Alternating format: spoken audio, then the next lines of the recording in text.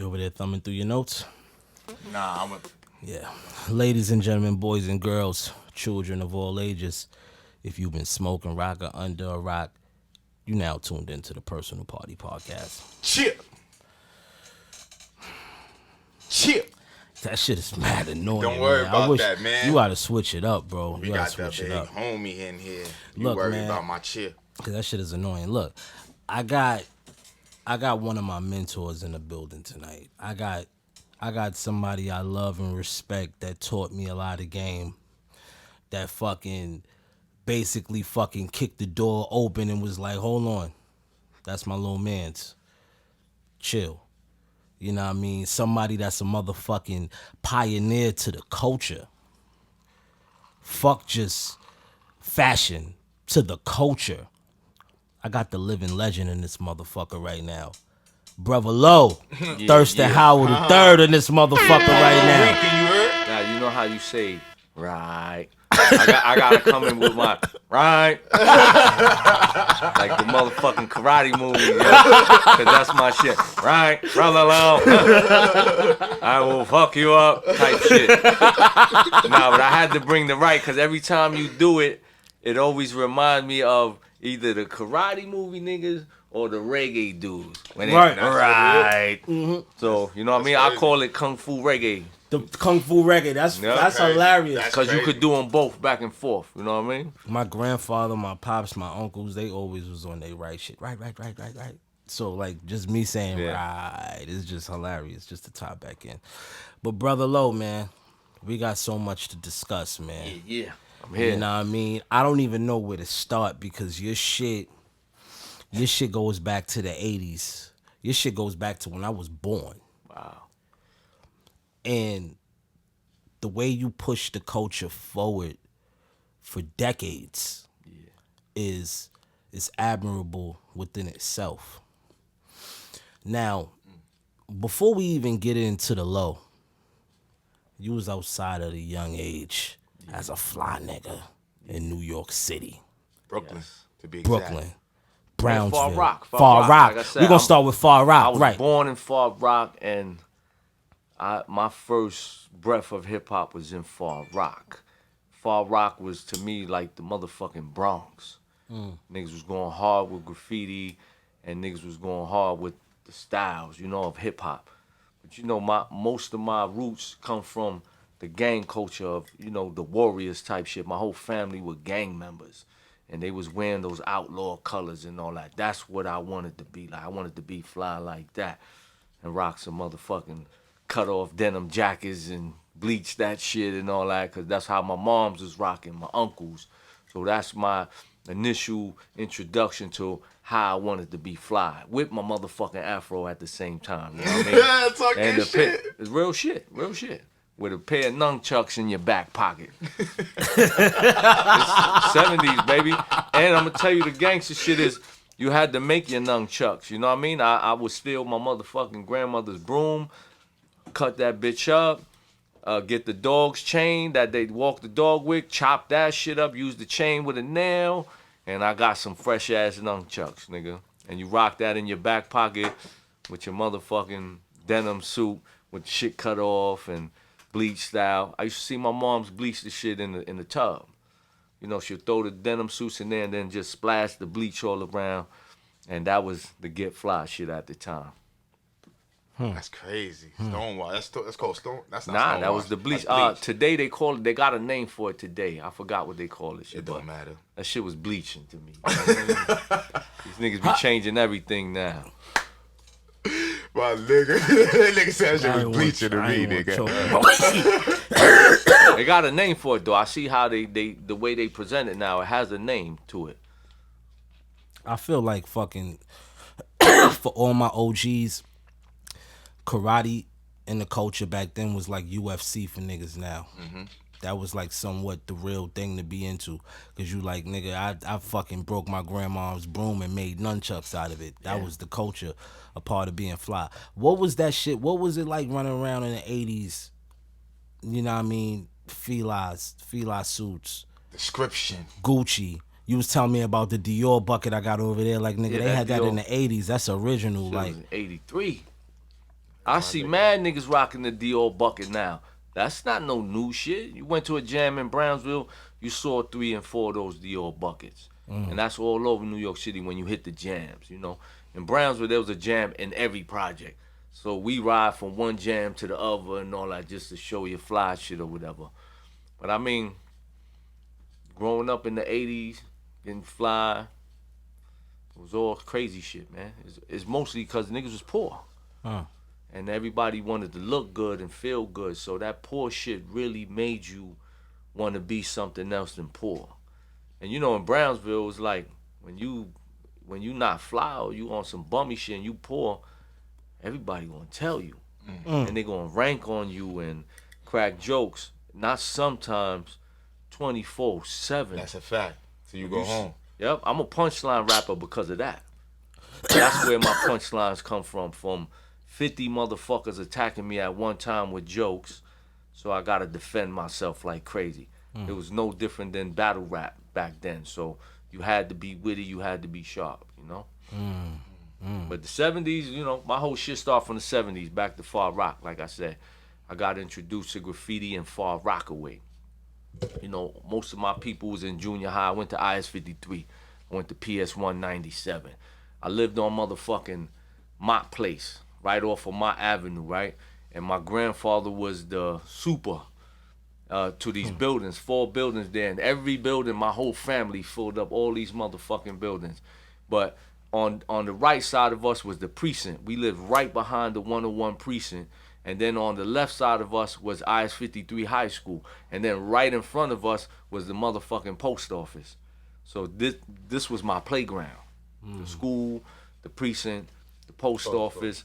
This is where I started breaking into the police cars, stealing their lead jackets, because they parked in front of my house. We would steal the motherfucking, the post office trucks as kids and just push them, joyride, take the bags of mail, take them to the back of the building, open up every letter looking for money. You know what I mean? Like, Y'all niggas ever found anything? Mad shit all the time. We did this shit on the regular.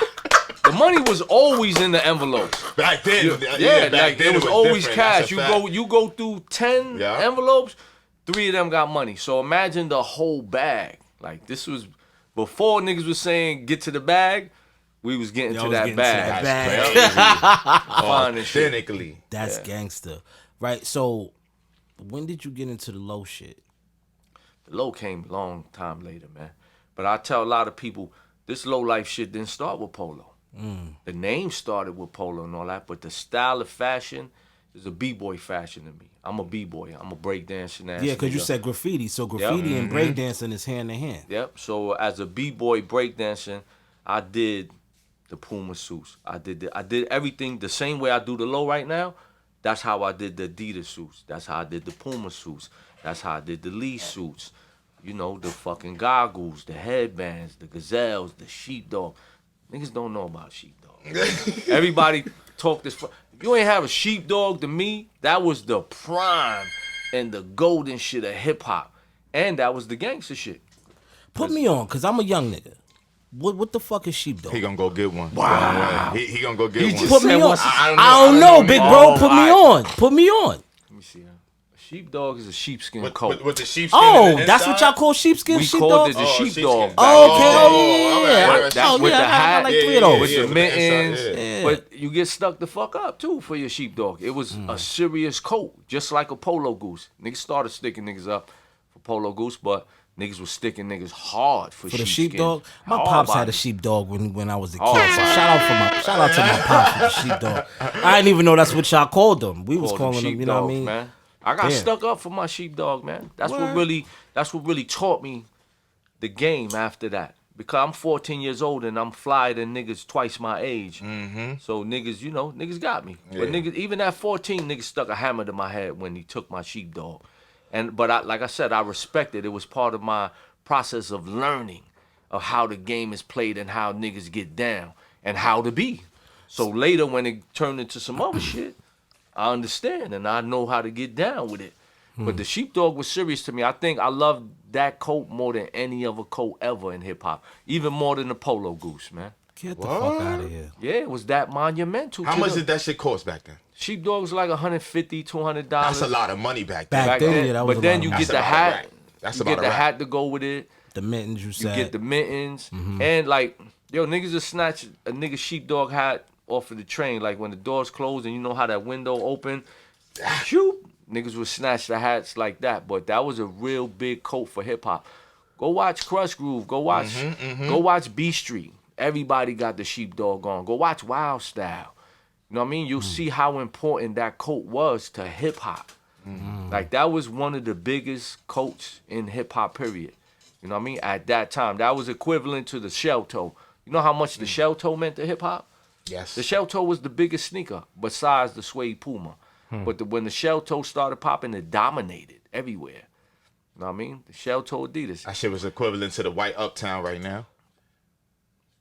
I think it was bigger than that because Run DMC really, you know what I mean? Yeah, they took it on the They took platform. that shit Yeah. worldwide. They global. took it worldwide, but they didn't give it to New York. They got it from New York. It's not like they put New York on. They was doing what New York was doing. Facts. You know what I mean? So, but they did spread it to the rest of the world. Like this is how we rock it. This is the shell toe, the no laces or the fat laces. You never tied your shit. When you have a fight, your shoe is over there type. You know what I mean? Like the shell toe was serious, man. Even back in the days when your shit got all beat up, you dyed them with the shoe dye. You turn them from white to black. Now you could rock it a couple of months more. You know what I mean? Niggas was doing that with their Wallabies when we was younger. The Wallabies is from back then Clarks and all also. that. Yeah, I know So that's are from Clarks. y'all era. Clarks. Yeah. The Clarks are from that era. My first pair of Clarks is from a motherfucking Medicaid card. It's an orthopedic shoe. My mother took me to the foot doctor, said I'm flat-footed, you need orthopedic shoes, and your Medicaid card paid for your Clarks, nigga. What? I- Yo, get the fuck out. That's, Word to my mama. that's ill. That's different. That was some real shit back then. That's crazy. Right, so from Far Rock to Brownsville, how you get to Brownsville from Far Rock? Real as shit. My mother was always on the methadone. She was in the methadone clinic, as far as I can remember. You know, my mom was a heroin addict and all that. So, any place we live had to be close to the methadone clinic because they go in there every day like a job. That's a fact. Every morning. So, you know, my mom's was bidding probably in early 80s, and I got sent to Miami because I'm a Miami nigga too. Not from right now, from back and forth all my life. So I lived in Miami, and when my mom's, she applied for some cribs in Brownsville, and when she was on the waiting list, and when she came out from that last bid, her crib was ready in Brownsville. So we moved, and we only moved there because it wasn't that far from the methadone clinic. You know what I mean? That's just the facts. And so that's how that whole transition started, because my mom was loyal to that shit like every other, you know, methadone person. This is something they need. It's not no game. Necessity. Yep, this is a physical addiction. Your body will not function without it type of shit. So that's what took us to Brownsville, to be close to that. You know? That's crazy. So, right, being a Puerto Rican nigga in Brownsville at that time, I'm sure it wasn't too many Puerto Rican niggas in Brownsville on that side with the homies. Yeah. Not deep like that. Right. Not deep like that. How was that transition? I know that had to be a challenge within itself. You know what I mean? I was a target at first. You know what I mean? From the beginning. I'm the nigga targeted. I'm Puerto Rican, I'm pussy. So niggas gonna test me first. And you know, I remember sitting in the barbershop and I'm just eating a pizza, and a nigga walk in, he go to the counter, order his barber and say, Vic Pussy. Man, what the fuck I did? I'm just sitting in here eating a pizza. But I'm pussy automatic because I'm lighter. You know, I was young, and I ain't have my credentials yet. I ain't earned my stripes. I ain't do none of that. I love Brownsville, man, because it gave me all of that. All them little challenges and things that happened, that's what really built me and helped me to be who I am today, man. So I can't say it was a bad thing, because I look at how these kids grow up now with no struggle, no bullying, no nothing. My kids, their lives are nothing like that, and they pussy. I look at my son like, I tell my son every day, you pussy, nigga. I don't know what you think. You pussy. Yeah. You ain't never been tested. You everywhere you go, you either got your mother, your father, your uncle, you got somebody, and your life is good. You don't even know what that struggle's about. You know what I mean? But Brownsville breeds people like that, man. It makes you strong. Once you get past that, being tested and all that, and you establish, it's a beautiful community. It's a beautiful place. All the people are beautiful. You're able to bond. You see the riches in it. You know what I mean? You're able to walk through every project, go hang with niggas here, niggas over there. Once you become official, you love where you at. And you embrace it and you let the whole world know y'all pussy now because this is how we built over here. Because, Brownsville nigga feel everywhere is pussy to him. Nah, facts. Every Brownsville nigga. Tyson feel that way. Nah, I was just about to say that. Shannon Briggs feel that way. All the boxers come from Brownsville in New York City. A lot of tough niggas come out of Brownsville. Mike Tyson, Zab Judah, Danny Jacobs, and Riddick Bowe. And Shannon Briggs. And Shannon Briggs. I grew up with Shannon. Shannon came from my projects as well. Get him, champ. Yep. Let's go, champ. Word. Right. Everybody from Brownsville. So this is Brownsville circa 84, 85, right? All right, so you did your first bid in 86. How did you even get in? How did you get locked up? 86, I had went, my mom's tried to get me out of Brownsville and send me back to Miami. She wanted me out. Shit was going down already at an early age. And when I went to Miami, my grandparents sent me back in 30 days. And before I left, I sold all my coats and all that because I was supposed to go live there forever. I wasn't supposed to come back. That's a fact. And when I came back, I ain't have a coat. And it was winter. So, my mans came and got at me and was like, you ain't got no coat, nigga. Let's go get a coat. Let's go get some. And we went to Wingate High School. And it's like I'm not sure if it's Flatbush but we went and robbed some niggas in the schoolyard for the coat early in the motherfucking morning. Got on the train 7:30, drinking a bottle of Cisco, and ready for everything. To go rob somebody. You know about the Cisco. Of course. Nah, but I was hard body with the Cisco back then, but I caught a bit from that, robbing niggas in the high school. I robbed some dudes. We took the leather V bombers, the ones Run DMC were wearing on the Raising Hell shit. It was those leather V bombers that, choked the nigga out and all that. And I'm a Brownsville nigga, so I can't really run like that. So I got caught a couple of blocks away, police car coming, bagged the nigga. So that's what led me to my first bid, Nigga went to go rob a nigga because he was cold. This is the 80s. This is not robbing. That's necessity. That's not out of no bullshit. Nigga, this is like, this is necessity. I'm not gonna be the one cold, nigga. Type shit like nigga. And my man Disco, my man Haswood with me. They wasn't trying to see me cold. It's like, let's go, nigga. Fuck that. Let's go. My man Disco used to go to Wingate High School, so he figured it's a target. That's the target spot. We could get some niggas up in there, son. And then it was his birthday that day. That's why we was drinking the Cisco on the train early in the morning. Niggas was drinking Cisco on the train to go catch a Vic. And back then you could drink a 40 on the train, all that, as long as you had a bag on it. As long as you covered it up, you could be there the whole motherfucking ride like this. And the police won't say. If police saw you drinking and you ain't have a bag, they just come up to you and say, yo, put a skirt on it. Yep. Yeah. That was it. It's crazy. That's crazy, right? So, you mentioned to me your first bid was with the late Black Rob. Now, that's crazy. Yeah. Because I'm like, this is a Brownsville nigga, and this is a Harlem nigga. How y'all niggas ran into, not even how y'all niggas ran into each other, but give me that whole rundown. Rob was there. Rob was a light even back then. Rob was rapping back then already. He the nigga who be in the back, banging on the locker, kicking rhymes, telling stories for everybody.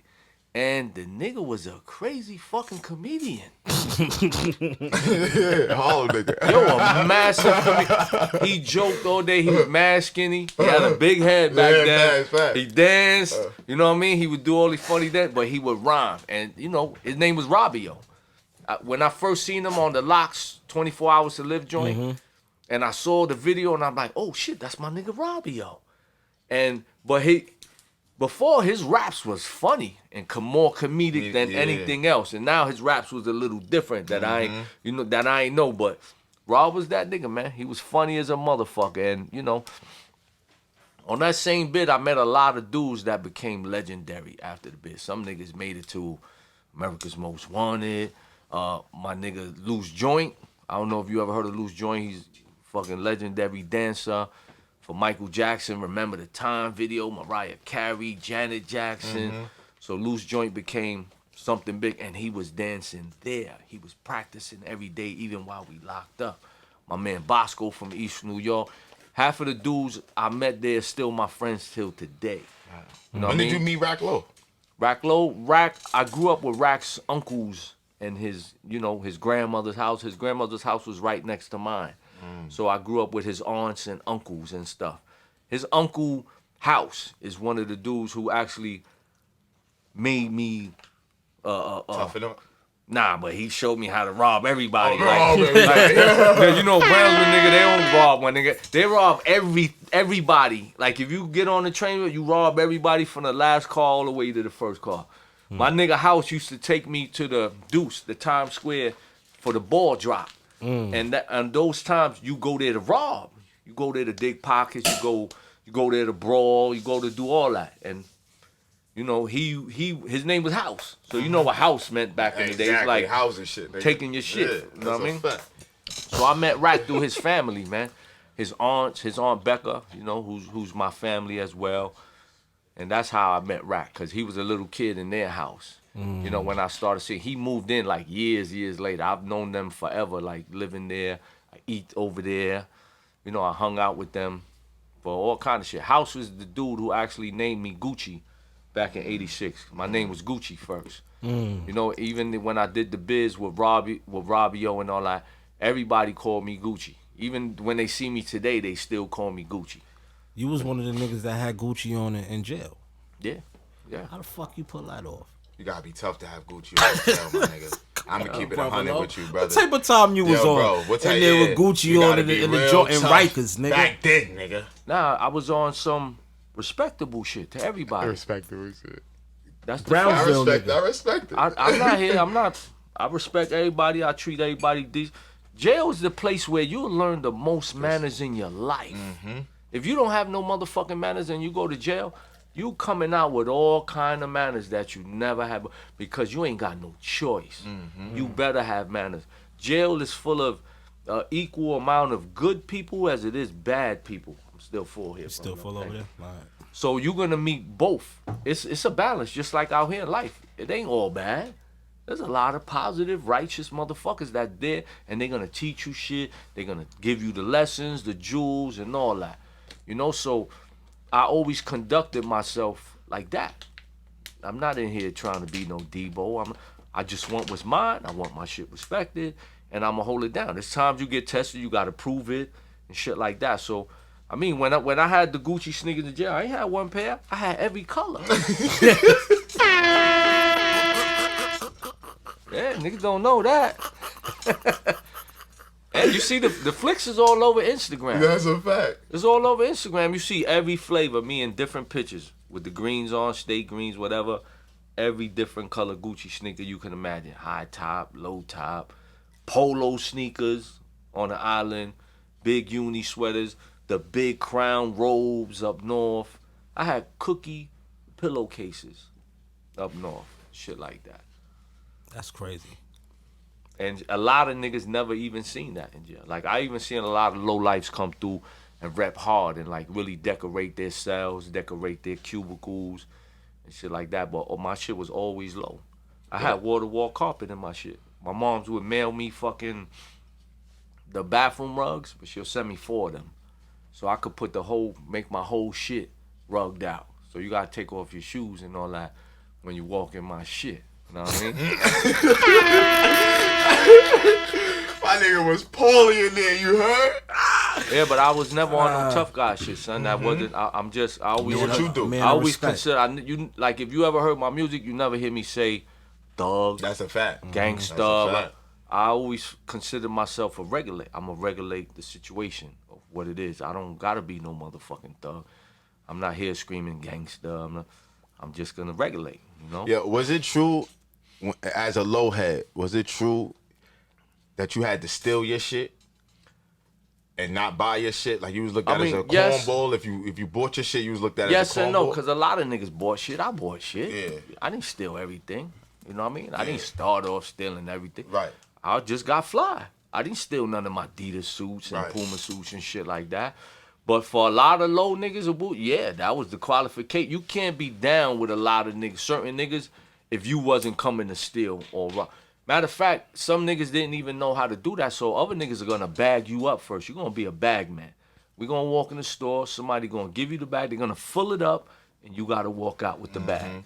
So that was a lot of initiation for motherfuckers being a bag man before they even learned how to steal. Me, myself, I was not an everyday booster. I did everything. So it's like my focus is not just boosting. Yeah, I caught my wreck here and there. I did mad rushes. I did this and that, but it was never my full focus to just boost. You know what I mean? I'll let y'all niggas go boosting and wait for you to come back. And, you know, I need some of that type of shit. That's how a lot of dudes did it like that, you know, because, and some niggas love you. They just hitting you off on GP. Facts. They love you. And they know if niggas fuck with you, they gonna hold them down. You gonna hold them down. So they gonna always bless you. Right. So getting into that, right? Taking low out of Macy's. What was the other spots y'all niggas was running into other than Macy's that had the low? Bloomingdale's. It was everything. Everywhere. Yeah, Right. because it ain't start with just the low, son. It started with other shit. It started with whatever. Started with fly potato shit. chips and sodas, and it was to that extent. Like, niggas stole everything. I stole 40s. I was an old go ass nigga, so I'm throwing 40s down my legs. 2 on this side, 2 on this side. You got the baggy pants, you got the Timbs, you got the long johns in your sock or sweatpants. Yep. You know, we in New York, it's sweatpants under your pants. So we stole 40s, you know, so everything didn't just start with the low. The low came later for everything, even the How style. late? How late? Like, what's this, 90, 92, 93? No, 80s, man. Oh, okay. Our Okay, history so as we far go- as low life is Right. 80s. 80s. Mid-80s, 85, 86, because the fashion was evolving, right? So it's an evolution of the fashion. So we talking sheepskins, Puma suits, Adidas suits, shell toes, all that. Even Bally competition, that's 85. Bally's is 85. 85, for sure. the suede Bally shoes, all of that. Clark Wallabies. Even way before that is the fucking British Walkers. British Walkers. You know what I mean? So the evolution came because after the Adidas suits and all that, and Lee suits, then here comes Isaiah Lacoste. Here comes Benetton. Here comes Lecoq. Here comes Pierre Cardin sweatsuits. And Fee. Fee, from 85 on, Fee was dominating Brooklyn. Fila shit. The Fila velours, shit. Right. the sneakers. To me, Fila was the first sneaker you saw that was $80. Niggas' sneakers wasn't $80 yet. Them fees was $50 to $80. That was bread back. And New Balance. New Balance in 84 and 85 was $50 and better. And remember, even the shell toes and all that was $30-something back then. The Pumas was $30, $32, and you're getting a pair for that price. So the evolution started from 86 on, changing. Benetton, Coca-Cola, the Guess, all that. And then the low. Once the low hit from 86 on, it took over. By 87, that shit was dominating. But the whole fucking Brooklyn. You know what I mean? It just wasn't in our square, in our circle. This is the whole Brooklyn now. And now niggas, by 88, it's dangerous. Everybody wants your shit now. You're low. Niggas robbing niggas' houses for anything. low. For the low, nigga. Cleaning you out. Your man. He said your man. Your man is cleaning you out. Brownsville niggas do it to each other. But that's what make you thorough, because you get it to the point where a nigga know not to do it to you. You know what I mean? But a Brownsville nigga is going to teach you that, especially if you his friend. That's a fucked up way of showing friendship, but it's motherfucking real. They help make you strong. That's like a still sharp and still moment right there. That's crazy. Who are some? Can I ask? Yeah, of course. Who are some of the low heads you respect right now? I mean, I know you respect everybody do their thing. That's carrying the torch the right way. You just answered my question. That's it. I respect anybody living it, pushing the culture forward, and showing real love and loyalty. Because that's where we at now. That was our transition, becoming love and loyalty. From low life to love and loyalty, because that was because of the test of time gave us love and loyalty. My best friends from 83 is still my best friend today. All of them. Not many motherfuckers can say that. No matter where I live, that's still my best friend. Shout outs to them. Yep. Word. Nigga still in my lighter. Still in your life, Nah. nigga. One of my homies just asked me how you felt when they started re-releasing a lot of the Polo sport shit that was Grail back in the day. They re-released everything because of my book. My book was the reason all of that was re-released. Because Ralph Lauren's company never did retro, ever, their entire career, until Bury Me with the Low On dropped. And that was their blueprint to bring everything back. But now they seeing and acknowledging not just a culture, a motherfucking religion. Facts. And that's, I felt good. I'm in that book too. Thank you. Yep, crazy. yep. Me and them is definitely in that book. Yep, you know I had to shout y'all out. Told my man, yo, you gotta go see them, get them flicks, because y'all rep the culture, man. And y'all helping to push shit forward. And like I said, man, I stand on a righteous square right now. I don't care about nothing else but living righteous, pushing positivity, and going that direction, and teaching that. Not just to each other and our peers, but especially these young boys and all that, man. That's important to me, man, because people stepped in and helped me like that. That's important. That's why I'm here. That's why I had a transition, because other people fucking turned on the switch in my head to know, to open my mind and things like that. So all they asked me to do was do it for somebody else too, you know? So that's what I did. And that's all I'm trying to do right now, even with our culture. That's why we allow everybody in, because it's a culture. This shit ain't to be pigeonholed like, yo, this mine, only mine, fuck that. You can't rep this shit. This shit's for everybody, man. Right. What was the most coveted piece back then that y'all had to get y'all hands on? One of those pieces that... Thousands of pieces, man. But what was the first piece that went on a craze for y'all that sent y'all on a mission? Like, we got to go find this. I mean, the big crowns, like the big shits. Anything that was a blow-up symbol, that's what niggas wanted, because that's how you shut everybody else down. You might have on your crown hat and your crown, but when I show up with the big crown, you just bow down and leave it alone, you know what I mean? Even with the cross flags, for me, I was big into the cross flags heavy, so when the cross flags came out, I needed everything cross flag, especially the big shit. The bigger the symbol, the more you shutting shit down back then. That's how we really rocked, you know what I mean? Like, that's how you shitting, because your man is your worst competition. When we roll, nobody nowhere could fuck with us. But my man might be able to shut me down. The niggas in my circle is the niggas I gotta compete against on who's really the flyest shit. It's safe to say that, in my humble opinion, the Lows made Ralph Lauren bigger than what Ralph Lauren actually was. Not Ralph Lauren the person, but Ralph Lauren the brand. Fast forward into, you know, running in them spots and getting y'all's, whether it was whatever, but specifically the Low, because this is the culture that I grew up, you know, doing history about, and gaining history and learning the people that's a part of this, right?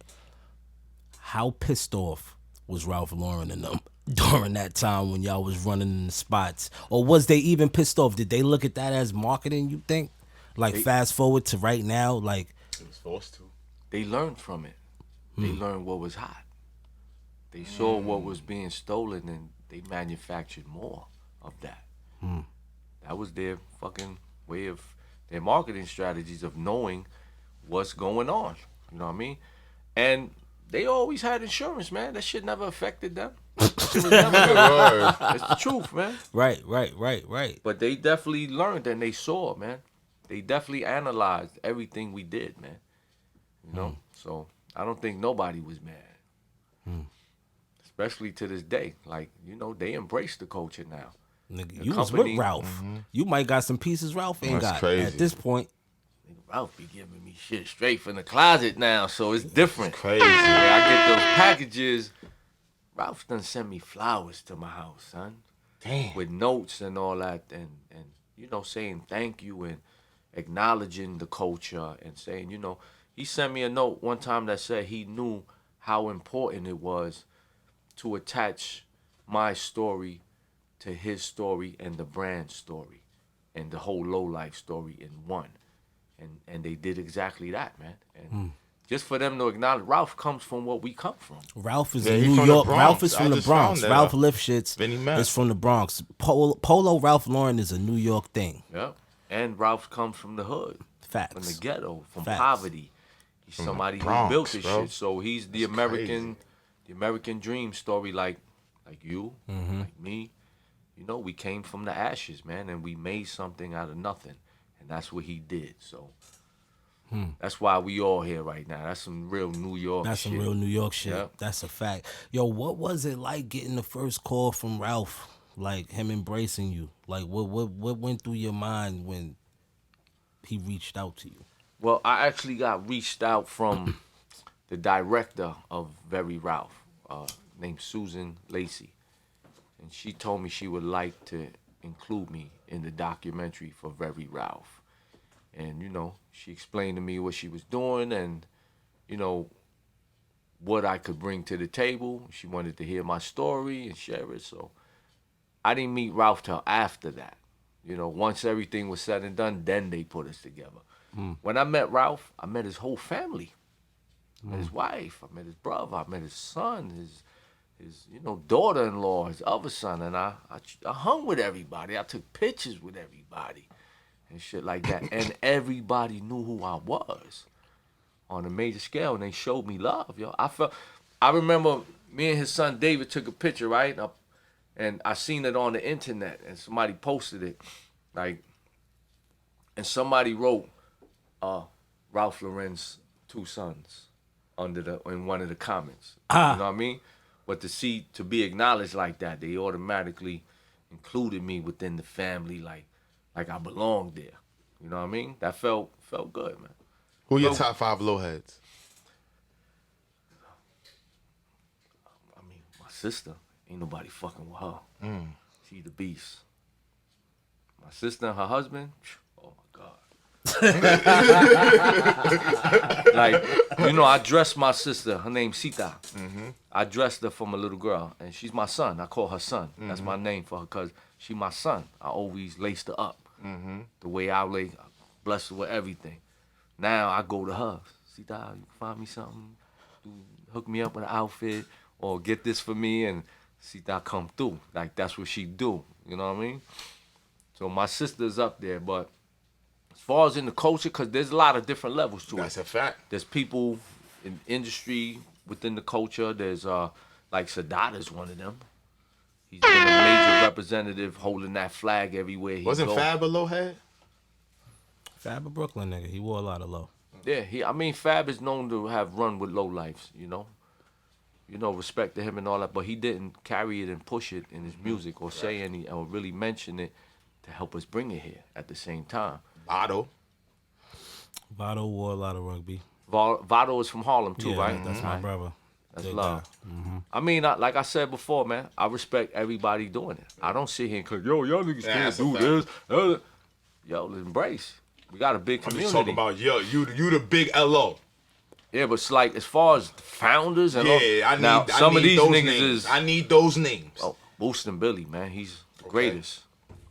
A lot of people consider him the greatest because nobody could steal like this motherfucker. Boostin' Billy. Yeah, I've been in stores with him where the lady's helping us, showing us, and he's stealing in her face, and she don't even see it going on. And I'm talking about full-length leathers and shit folding up in the bitch face while she's showing him shit and coming out with it. And he also being thorough, because I seen that nigga cut somebody with an axe. A fucking axe. What nigga. kind of Brooklyn Yo, I ain't know. I still to this day don't know where the axe He was came in from. there? He's what's in there? I'm not sure. I'm not sure what he was. But Boostin' Billy was one of the greatest. Billy. That's, Boosting My Billy's a nigga hard Beck nigga. Live a was one of fact. the greatest. Frankie Boo, one of the greatest ever. Because, they didn't just do the low. They were thorough.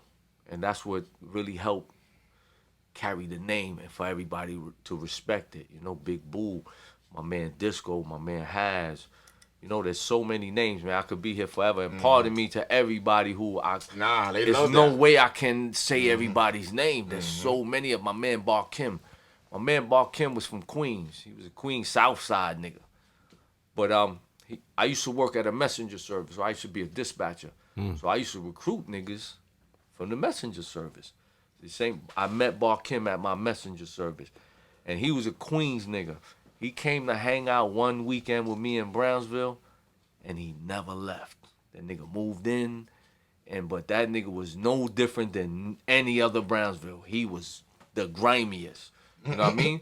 So he was another one of them dudes that really helped establish some respect. Like, you know, when you put the respect on niggas' names, because we hit the clubs, we hit the movie theaters, we hit the deuce. I don't know how many of y'all really got to play the deuce like that. Nah, I played the deuce. We was the last of the deuce. Yeah, we was the last of the era of the deuce. They We shut went the out deuce there. down after We us. went to go chase bitches. We went to go battle rap. We went to, you know After what I that mean? girl got shot, Torrin got shot in that arcade. In that barcade shit. Yeah, it was over after that. Oh, we used to flip those arcades. Yeah. Like, big brawls in the arcades, walking through there, Yeah, yapping, that all shit was real. That shit was Deuce, real. even for the girls, man, that's where we found all the girls. That's why we went to the Deuce, because the girls was from Long Island, Jersey, Connecticut, Brooklyn, Queens. You had everything. Everybody, yeah. Every hood was on the Deuce, too. You know what I mean? a fact. Every Deuce from New York, every hood from New York was on the Deuce. Ellie, right? So outside of, you know, being into the graffiti culture, being into the breakdancing culture, being into fashion, you're also a great rapper. Thank you. And you lived in an era where MCing was very, very important. And I'm gonna speak of this one circuit of people, the Lyricist Lounge. That shit was hard. Being a part of the Lyricist Lounge, shout out to Perry Landisberg. Perry Landisberg is one of my good friends. Perry? Perry. Tell Perry to holler at me. I ain't hear from him in a minute, I'm man. gonna call him once we get off. Perry is one of my good friends. He actually I got my first music check from fucking Perry. Wow. From Perry, fucking good dude, man. from ringtones, because he Yeah, was handling that's crazy. ringtones at the time, and we was doing jingles, and he let me control the whole thing, and he always spoke highly of you. Wow. Lyricist Lounge. That's why I didn't. Love I Lyricist never Lounge told you that show. name until Wow. now, because I Yeah, wanted yeah. a genuine Yeah. reaction. Right, being a part of Lyricist Lounge, what was that like during that time? For me, man, it was my school. Because when I started, I was a brand new rapper. You know what I mean? Like, I'm a hip hop fiend, right? I lived and studied the culture from its birth, but I didn't start being a rapper until the late '90s.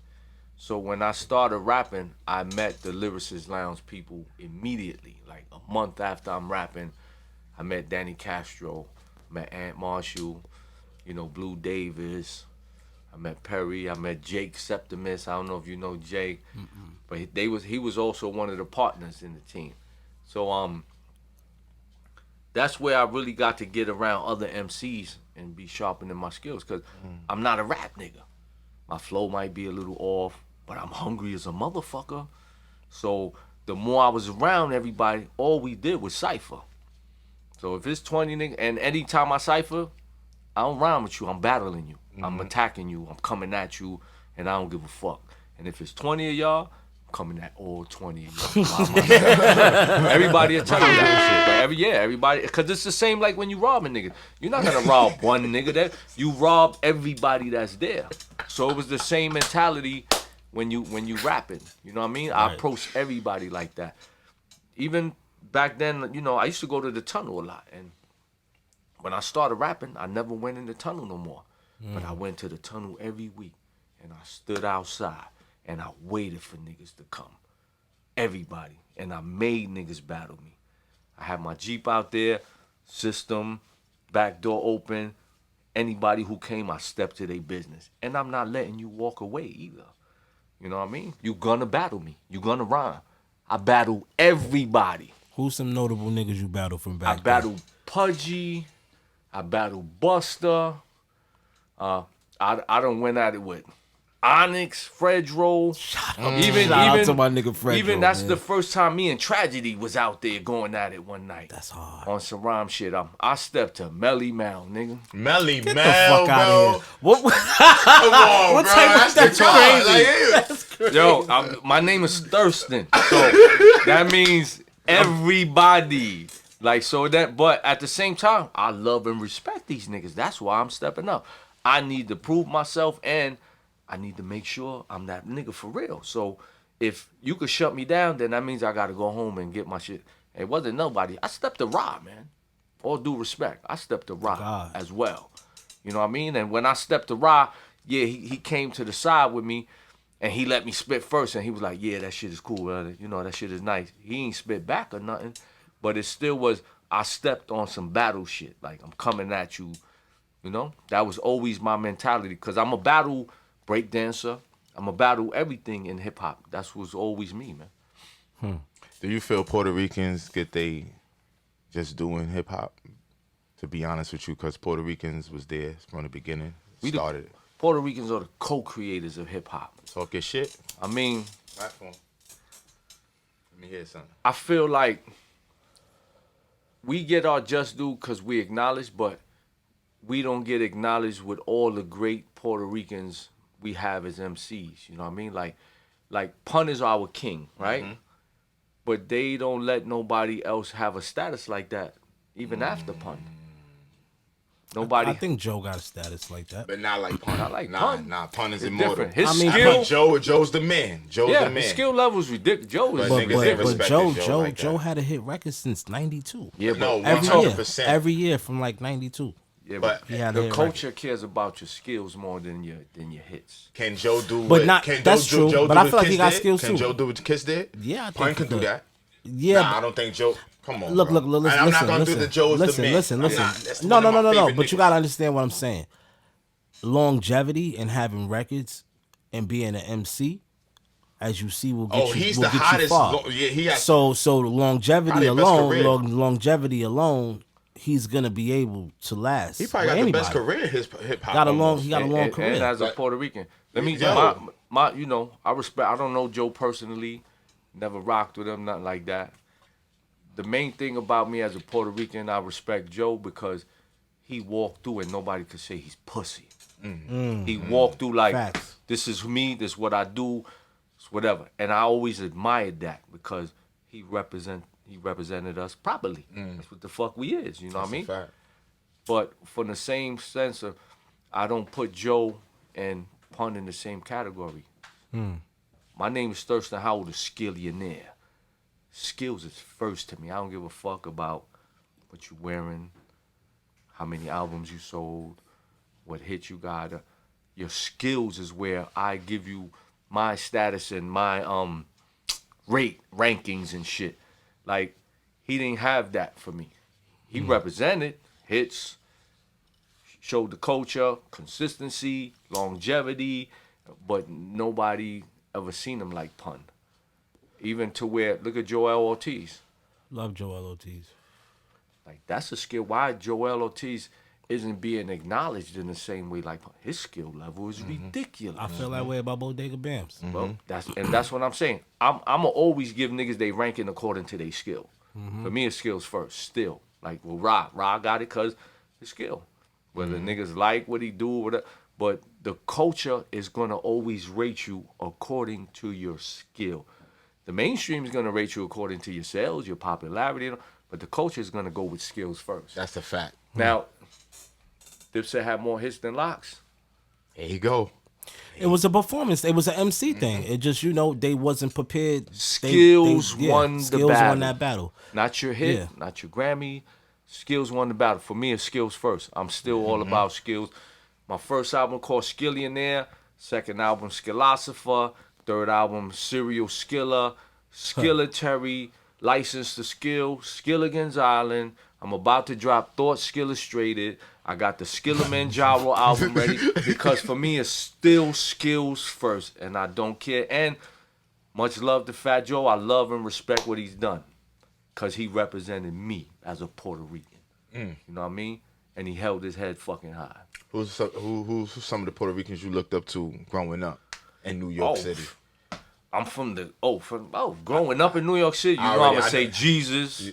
You know I'm gonna say Supreme Magnetic. Okay. You know I'm gonna say rap. You know what I mean? It's a lot of Puerto Ricans that lived amongst black brothers in the black culture, but established their respect there. 100%. Even like I didn't grow up in a Puerto Rican environment. You know, I wasn't around that many Puerto Ricans living in Brownsville. Even when I would go to jail, you know, everybody I knew in jail was black from Brownsville. So I wasn't caught up in the racial shit. I can't be. That's not who I am. You know what I mean? I never got caught up in that shit. And it exists like a motherfucker. OD. Man. So right, I want to continue the skill shit going because I think I'm gonna name this episode Skillionaire Roll. Wow. I mean, That's hard. That's hard. right. So yeah, that's for the family. That's for the family. Yeah. That's for the family. Right. So you was in the Rap Olympics with one of the greatest rappers of all time as your partner. I'm gonna let you reveal that GOAT that we talking about right now. Eminem. Let me tell you something crazy, man. Story's crazy. Eminem used to come to Brownsville and chill in my crib and rhyme all night. He used to come to Brownsville. They said Eminem used to do that. Come to Brownsville, Jersey, son. all that. It's crazy. We would go, me and Eminem, I remember me and him broke, walking through Bed-Stuy, scraping up our bread to get a little bottle together because we going to record this joint at DJ Spinner's house. Type shit. Eminem had a check, he got paid, but we went to the liquor store to see if they cash it. You know what I mean? That's crazy. And it's the truth, man. I could never sit here and never say that boy don't deserve or didn't have the skill or potential to do and become what he became. He loved it, man. He loved his shit. That's what makes niggas great. You gotta love it more than the next motherfucker. I love this shit. So I know nobody gonna be better than me because I love it more than you. It's like how much do you love your girl, right? If I love your girl more than I'ma fuck her better than you. And that's how I look at hip hop. I'ma fuck this bitch better than you. So you wanna keep her? Then you better fuck her right. Because if not, talk your shit. Let me come in the room to rap. But that's real shit though. Go my man. Yeah. So right, so continuing the whole lyricist lounge raucous era, right? Putting out music during that time, sharpening your skill, becoming one of those guys that you know when another rapper seen you, they already knew what time that was. What was it like surviving during that era? And continuing to be a fly nigga because all of that shit coincided within itself. I feel like, you know, your background and your culture already spoke for itself. So becoming an MC, all that shit just made it just a bigger pie. You know what I mean? How was that transition and putting those things together and, you know, becoming Thirsten Howl the third, the MC? I think it was natural. When I started rapping, it felt like the resurrection of my breakdancing. Because when I was breakdancing, I was a fiend. I didn't want to do nothing else. I practiced 5-6 hours a day, every day. And I'm a little kid, disciplined to do that. I make sure I master every move. You know, I'm going to really be on my job. So when I started rapping, it was pretty natural. It was just, I believe it was what was meant to be. You know what I mean? Because I gave it the same attention and approach immediately. As soon as I started rap, I didn't even know I could rap like that. You know what I mean? But once I saw that I had it, it was a rap. I'm going at it hard. I'm on it. I'm studying it. I bought a 4-track. You know, I started off like that. Because when I went in the studio for the first time, as soon as I left the studio, I want to fix this. I want to change this vocal. I want to do that. I want to turn this. So that's what led me to get my own shit. Because I want to do it now. I don't want to wait till the next session or this nigga give me time or whatever. So I started getting my own equipment. But as far as the streets and the life is, if that's what you mean, I was already a changed man by that time when I became a rapper. I was working at MTV at the time. You know, I had a job as a production assistant and all that for mad years. A job that I got on work release from prison. Wow. You know what I mean? So when I started rapping, I was already working at MTV for years. And I naturally picked it up. So I was focused. I wasn't doing nothing in the street. I was already being a professional in every level I can. I still was in the projects. I still hang with everybody on the street. The whole project still be in my house too, because I got the lab. My crib was always that crib where everybody come there. It's flooded, million niggas. You know what I mean? You could do whatever in my house. Leave the door open. Yep. Yeah, You leave could the do whatever door in my open, yeah. house. You could drink, you could smoke, you could bring your girls, and all that used to go down. So, but I was focused. You know what I mean? As far as to do something. So when I started rapping and all that, it wasn't like nothing ever sidetracked me, even to this day. I put 1,000% from that day I started, and I never slowed down, not once. Not once. Gangster. See, me being an MC from New York and being a fly nigga, I always loved Polo. I always loved Cool J, always loved Iceberg, always loved these things. But the only thing that lasted with me till now is Ralph Lauren. You know what I mean? It's the low. Like, obviously, you know, now I done advanced my shit and I'll tie it in with the Gucci or the Dior or whatever, just because I got bored.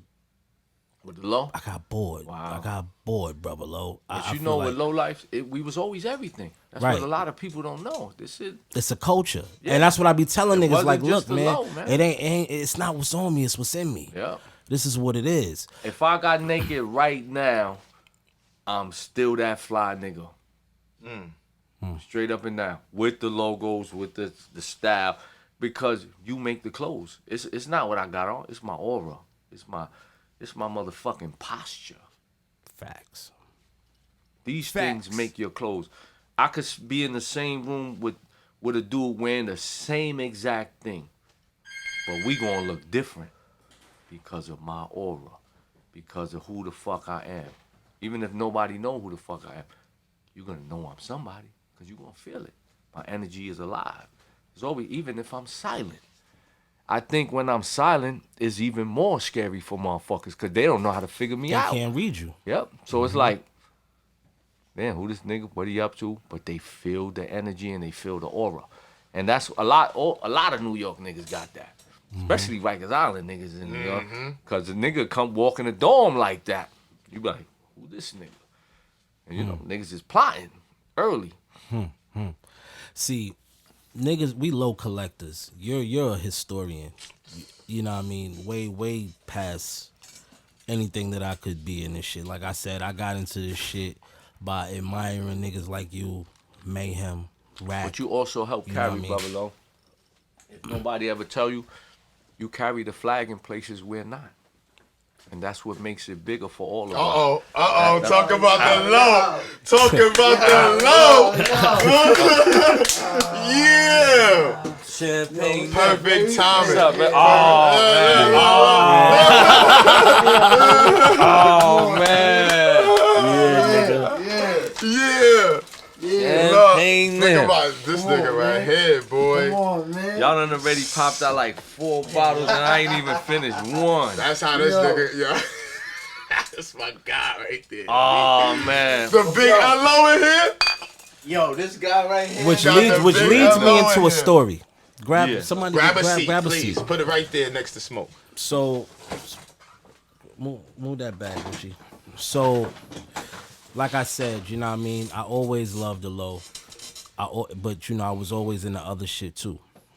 Fast forward to now, I'm in music about, I want to say, 07, 08. I get into the store, rugby. Shout out to Steve and Quasi. They took me to rugby. Actually, 05. I was, 06. Sean Kingston, Beautiful Girls video.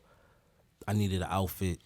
They like, yo, it's the store in 12th and University. It's just rugbies. Like the shit you like, just the rugbies. Because I would wear the regular polo shit. And they like, no, the rugby shit is the higher level. That introduced me to that. I started loving it. I go hard with it because I'm possessive. And what's the word? Not possessive. I know what you're saying. No, one track. Yeah, I'm one track. Obsessive. Obsessive. I'm obsessive with shit. Once I get into it, I'm really into it. So now, you know what I mean, I'm starting to pop on the internet and I'm looking at all these old photos and I'm seeing you and I'm seeing, you know what I mean, all the homies and all the Low shit. Now, Low is in and out of Miami at this time. He's always venturing off doing his thing. And he called me one day like, yo, man, met this nigga in Miami, man. It's Polo nigga, man, Thirsten Howl. I'm like, what, nigga? Thirsten Howl? What, nigga? How the fuck you meet this nigga? He like, nah, this nigga Ruben, you know what I mean? Introduced me to this nigga, cool nigga, you know what I mean? I'm like, yo, you gotta introduce me to this nigga, bro. You gotta introduce me to this nigga. Fast forward, I meet you in this barbershop in Brownsville. That was East New York. East New York. Yeah. Me and Bodega Bams. Yeah. And that's where that's where I got christened in. Right? And no, Nem wasn't there. He wasn't there for that time. I think once you came to Harlem. Nah, we went to Brooklyn. I think we was in Marcus Garvey. We came to Marcus Garvey to fuck with you and everybody over there at one night. But was that because it was a few times we was out there? Because I remember, you know, when we started to run with the RFC thing. Word to my L's video shoot. The word to Crown Heights. That's what it was. St. John's. Right. Y'all in the video? You saw the video? Of course. I forgot who built it. We was in front of Ralph Flo building. Ralph Flo was another facts. legendary founder and all that. Now, and he had just came home from jail from doing like 15. So, you know, I had to take the video over there to it became a party, yo. Now, when we started, shout out to the Razor Face Cutters, Ralphie's Forgotten Children. You know what I mean? The original RFC graffiti crew. Yeah. When you know, our acronym for it is really fucking cool. But when we got into it, a lot of the elder statesmen, they wasn't really happy with us. At that time, they wasn't happy with us, you know what I mean. But shout out to Raz, shout out to Sasha Stone from Mass Appeal, one of my good friends. He made Sasha's the people. Yeah, he made me and Raz sit down. That's what and you know what I mean. Yep. And Raz, that's one of my brothers. I love Raz. I haven't spoken to him in a while, but that's, you know, he's like, nigga, I'm front line. I don't give a fuck what nobody say, nigga. You RFC, wave the flag how you do it, nigga. You doing it in a whole nother lane. We're not doing it like that right now. Yep. You carry it. But at that time, you know what I mean, like I said, a lot of people wasn't happy with us. And we came to you because we like, yo, look, brother Low, I don't know what the fuck is going on, but we coming to Brooklyn. And the way you embraced us and was like, nah, you made calls, you took us other places, you know what I mean? And, you know, just alone, us being Harlem niggas just going out there, I felt like, nigga, at the end, looking back, I'm like, damn, that was some ballsy shit. Yeah. What the fuck is we doing in Brownsville? Nah, I wasn't silly because we had to stand on our shit, though. We had to stand on our shit because it was like... been on some coward shit and niggas would want to fuck with us. Yeah, like, nah, I remember, you know, shout out my guy, Son Low. Me and him was shout on out the to phone. Son Low. Me and him was on the phone and we got into a verbal match, like, and he like, yo, that niggas got a big bread. So now when he said this, I didn't understand what he meant. So I'm like, nigga, what the fuck you trying to extort niggas? Like, what the fuck you doing? I come to brother. And then, you know, we hashed that out, but, you know, just y'all understanding how serious we took it. You know what I'm saying? Because I remember reading about you, and I think it was Don Diva or the Feds or some shit. Me and Steve. This is how I was introduced to him before I actually met him. So when I met him in Miami, that's why I called you. I'm like, yo, Thirst. I'm here with Thirst right now. Shout out my brother Ruben, but we used to. He was a good dude. Yeah, facts. I met Ruben in the barbershop. He used to manage the chop shop. Facts. Yep. And we used to just watch. We used to watch y'all moves, and we used to watch, you know, whatever videos we could find on y'all, and just like, damn, be like, these niggas is so serious about these shit. But even with y'all, man, what I felt, even, you know, to explain to everybody else, I always look back and say, we let all y'all niggas in. So you can't say nothing about nobody else trying to come in. Right. Because we trying to unify the culture. So whoever felt the way, then I'm going to have to feel the way about you now. Right. Because we trying to add on to the culture. Nobody should be against nothing that's going to add on to the culture. Y'all moving hard at the same time. Y'all up there making it happen. Why are we not going to embrace that? Because you helping to carry our flag further. Everybody benefits from your work. Right. Everybody benefits from my work. So whoever can't add on and give back in the same, I'll let them know. Get the fuck out of here now. Right. Because they coming to add on. You Right. cannot feel no way. Nobody gonna stop it. Nobody gonna shut it down. None of that. Right. And that and like I said, it didn't happen. Right, facts. Nobody I debated. I got my L's too. I got my L's on me too. Ooh, that's hard body. Mm-hmm. That's I hard. got my L's on me too. Some You know that. niggas know what time it is. It's culture, son. It's for all of us. We gotta share it, cause that's how, we help other brothers in whatever they doing. Right. You don't even gotta wear polo. It's mad low lifes who don't wear no motherfucking polo. Right. You can't tell them niggas they ain't no low life. That's me. Right. Yeah. That's me right now. Yeah. That's a Nigga, fact. you got got on that polo big on. teddy right Nah, now. but I did this thing, and I let me say something. Like I was telling you, I look, I love this closet shit. heavy. I had to do it because Where's I'm the like, closet, yo? I'm like big bro in here. I gotta pull something out. But like I said, I had got bored with Ralph because they started making a lot of shit that I wasn't. After the Denim and Supply era, even during that era, it kind of turned me off. And then they just started to just go left. And I'm like, I got to get on something else. But then I came up on Greg Lauren. You fuck with Greg Lauren? I never even heard of Greg. So Greg Lauren is Ralph's nephew. And he got his line? And he has a line that he This makes. my Look, first time look, even Thirst. hearing about This is it. a Greg Lauren Wow. flannel. So he takes old Ralph pieces and puts them together. And they're like one of one, like My pop's mashups. name is Greg. What? That's crazy. That's crazy, right? That's crazy.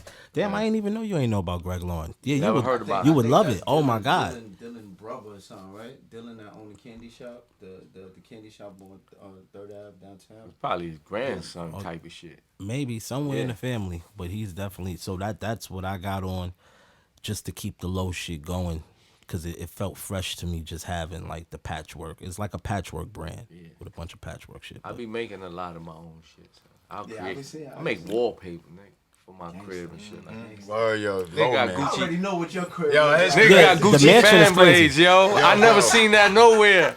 Yo, the cups is Polo, B. Everything. We went to the old mansion that you had in Miami, Grandma's crib. You had Nah, the- that wasn't grandma's Actually, crib. we went to Grandma's crib too. Yeah, but alright. Yeah. but My we grandma's went. crib was everything. That was boy. I love that crib. But we also went to the mansion too, where you was like, "Come on, brother, Lo, this is the chop shop. Yep. Come over here. This is what I got on the chopping block." His shower curtains was Polo. Everything was Polo. yeah. You gave me my favorite Polo set, the duck ski hat, joint? the Word, ski joint, yeah, the ski yeah. duck hat with the flannel. Y'all I shot still the got video that, that shit. day. Facts, Yeah. facts. And facts. when he was like, damn, I was like, oh, damn. But yo, I couldn't say no. The brother Lo came, held me down. We did a couple of things. We got you a show out Yup, there. yup. So when he wanted the piece, I'm like, "Man, I shouldn't even showed this shit." And he threw it on. Yeah, I never he even threw got it to right wear on. that shit, yo. Right. Man, when I say That nigga that's threw my it on. favorite shit. Like I said, Love and Loyalty took me far. Now the Once soap I bars is got- Polo though. Everything was I Polo. think niggas don't understand how deep it Raising got. Canaan, the episode. Oh, we Oh, gonna get yo, into that. that's No, so- that's so wait. great. Yes. Yo, Vinny Mac. We gonna get into that. We gonna get Don't even into. talk about it. Yeah. No. We gonna talk. You don't watch Power? No. Yeah, but I No. ain't see- I'm traveling. So No, I he ain't see the new episode, but we gonna talk today. about the old one. But hold on, it was something I was about to get into. Now, like I said, when I really got into the low culture and got embraced by the real low niggas, that's when shit started to change for me. Cause now I'm touring and I'm going other places. I'm in Amsterdam. I'm in New Zealand. That's where I met Tom. I'm in fucking Brussels. I'm in fucking Denmark. I'm in Copenhagen, and all of my fans is coming in low shit. Right. So shout out to the motherfucking the sound that just went off on the that's a phone. fact, That's that's the a- show that was some real shit. That's some Batman It sounds was some going on. Batman shit, right? So I know for you, when you go out and people see you, the acknowledgement of Polo has to be Grail level shit. How was it like being embraced for being the culture of Ralph Lauren? It's crazy, man. I never in a million years could have imagined this shit. I was doing this shit in jail, yo. So to see where's it at and how people relate to it or even adapt to it, like just my whole family adapted to it. I'm talking about my relatives, my cousins, my aunts, my uncles. everybody in low life had that influence on their family.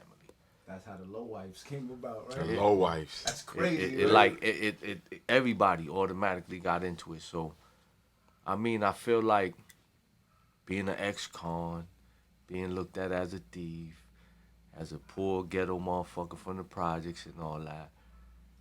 Y'all rich motherfuckers want to be like us. Right. Y'all want to be poor. Right. Y'all want to talk about it. But I really loved it, man. I really feel honored because no matter what we did, it's not in vain. A lot of dudes died for this shit. Like, died. The wars happened because nigga had low. Niggas got body because they will fly every day. Niggas across the street coming to get you because you fly every day. The biggest thing about it is I feel so good because all them niggas who died, I made sure they live forever now. Their names. Everybody know who they are, and they were gone for 25 years, but this new generation know their names. Even a lot of my dudes who was in jail forever, everybody know who they are around the world because I made sure of that. And that, to me, that was the most beneficial part about it. Even more than me being acknowledged, like, because I didn't just come in here and do it for myself. I repped the whole thing and everybody. The niggas who wasn't here, I said their names the most to make sure y'all niggas who here. But now the niggas who violated and we don't fuck with you, I never said your name. And you died because of that. You died. Not in real life, but you died. Nobody knows who you are because you didn't stick to love and loyalty. I'm going to always be that way. Like, my love and loyalty is for real, man, with everybody. And the culture, the fashion, the clothes, with Brownsville, with my peoples, and anybody who knows me know I live that shit to 1,000%, man. And that's why I feel honored, proud, and all that. Even to sit with y'all, I'm rocking with some flies, Harlem niggas. This nigga pop champagne every chance he get. That's a Every fact. chance he get. Right? I only call him Champagne Low. Low. Nigga came in and said, "Where's Champagne Low at?" That's a offensive. Yeah. Yo, nigga. you know, he gave me my name. When we was doing the joint on Rugby Thompson, he was doing the roll call. It was me, him, Mayhem, Loren, and he was on the track, and he was sound, you know, he was just sounding off, and he like Nem Low. That's the first. That's where it was born. Wow. Because it was Nem Dot. Because it was Yeah, Nem yeah. Dot. That album right there. That album right there, Facts, brother Low. facts. Rugby Thompson. That's hard. That's he like, hard. yo, Nem Low, and I'm like. He like, yo, from now on, that's your name. I'm like, yeah, it is. Oh, that's Ellie, Yeah, man. it is. Shit for real, man. You know, I just started to realize and embrace the wins that we got, and that album right there was Billboard Top 20 rap albums, and we just ordered a bunch of plaques. So I'm definitely gonna get you one because you're beautiful, a brother. part of Thank that you. album. So you That shit you gonna need be that up in my Billboard crib. plaque for sure. Fit too in the low mansion. Yeah, That's crazy, Yeah. B. Who that? That's Third? Oh, you going? Yo, You out, baby? Oh man, I I'm out, appreciate man. you coming Yo, out. Harry, I had to come Love see is you, love, you man. know? Let's get Oh, some my work, God. man. Yeah, hell yeah. I'm gonna hit you. Yeah. I'll send you my number and shit. All right. Later. Be safe, baby. You too, B. My nigga Nemlo, the big horse in this motherfucker. Like I said, you know, had to show up. It's the culture. He don't come out Sunday, so. the culture. Look, That's my nigga big, Third, bro. come Oh, He that's pull did up, love. Third. not That's come love, out. man. Look, another low head came You know in. what I mean? Appreciate it. Another Hey, yo, real quick. I don't want to disrupt you. Another Take look. flick. Yo, can we get a flick? Let's do it. Yeah. Nah. Get that baby. flick. Get that Love, flick. Get that baby. flick. What's good, nigga? Let's do it. Go ahead, the low head niggas. Go ahead, man. You gonna do it right here? Get in it Yeah, too, yeah. baby. This ain't all about the low. Come on, big bro.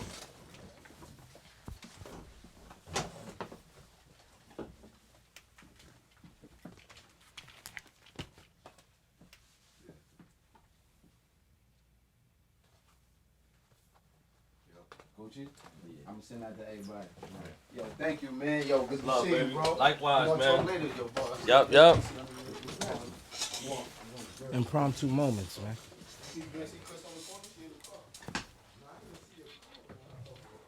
Impromptu moments, man. Low heads connect. You know what I mean? What you got coming up next, brother Low? What's the new shit? Oh man, everything, man. I works, man. I only work.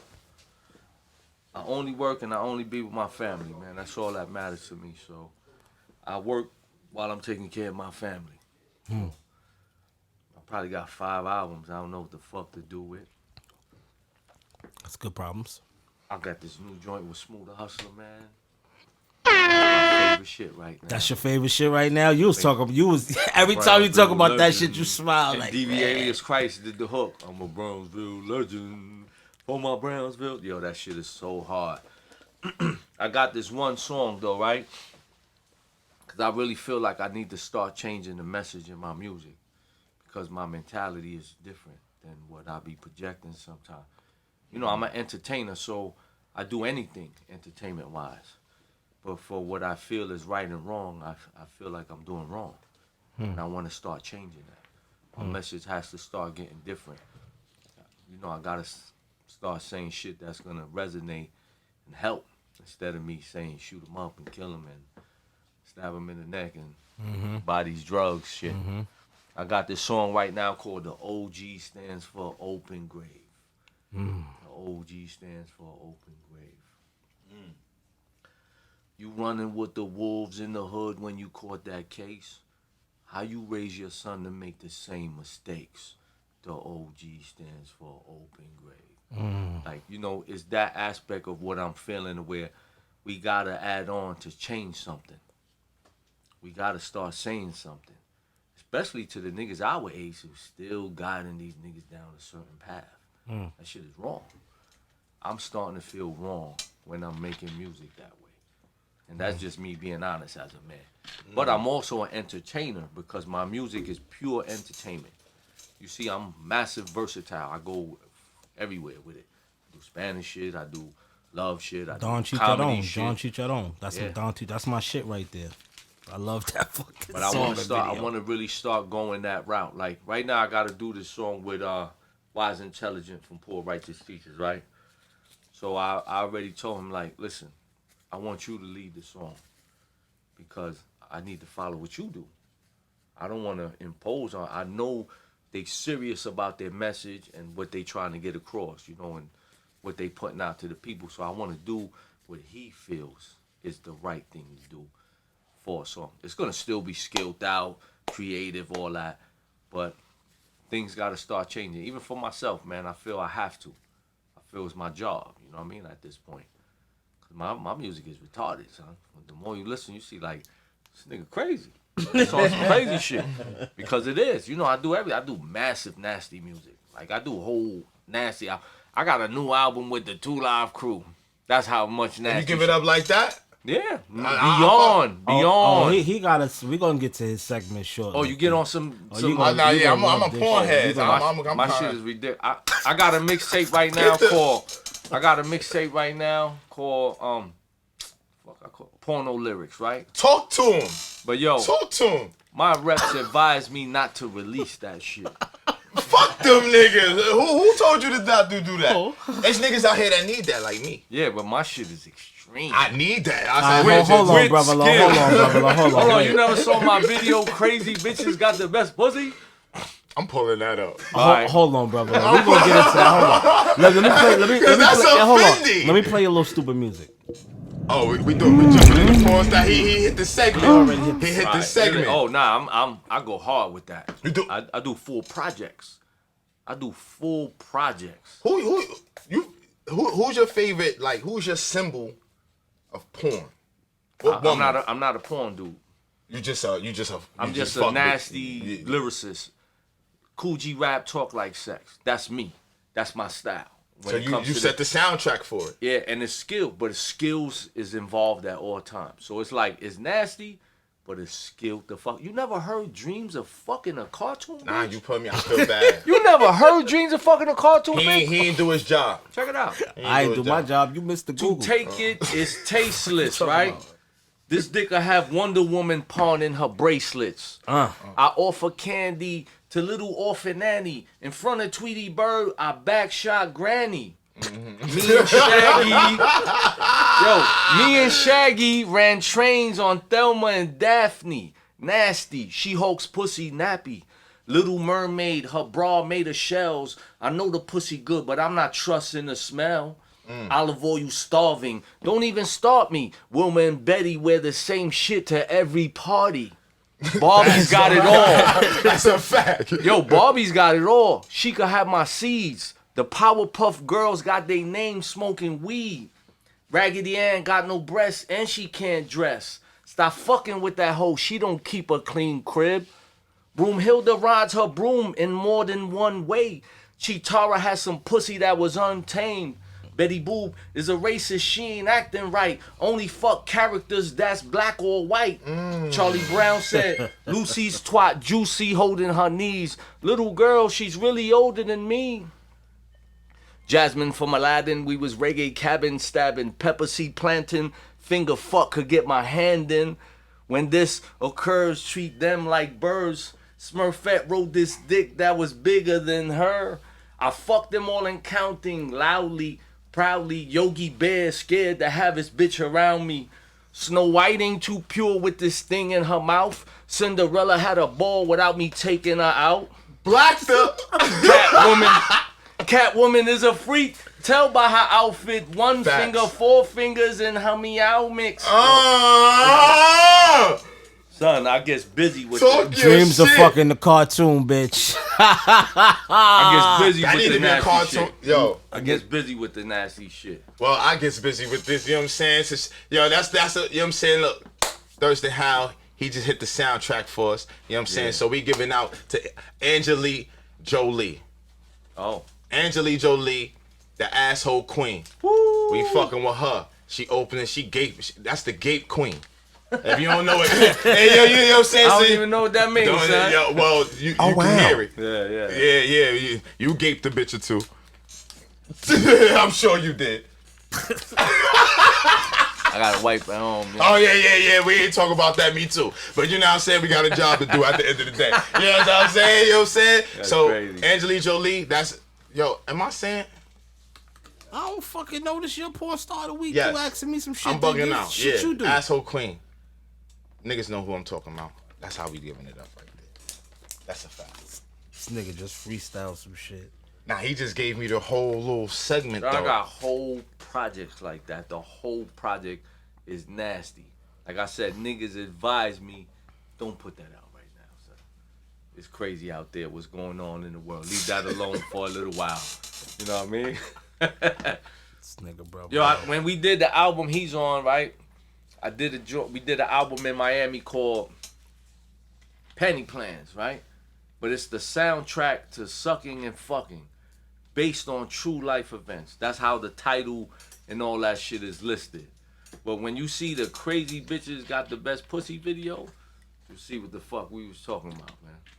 It's on YouTube. Crazy Bitches Got the Best Pussy. Y'all go check that out. Yeah, niggas Tell me gonna if it's run a that game. out. Tell me Yo, if it's my a game or my not. POW niggas gonna run to that. Yeah, your POW niggas is correcting you. It's Aurora Jolie. Yo, not I this fucked fucking up. nigga. I'm a bad name person. I'm a Niggas- horrible. This nigga's ridiculous. Yo, bro. He be I'm a horrible name person. I'm just one of those people. You tell me your name, and I make up people names. You know what I'm saying? I'm one of those people that make people names. Yo, what's good, homie?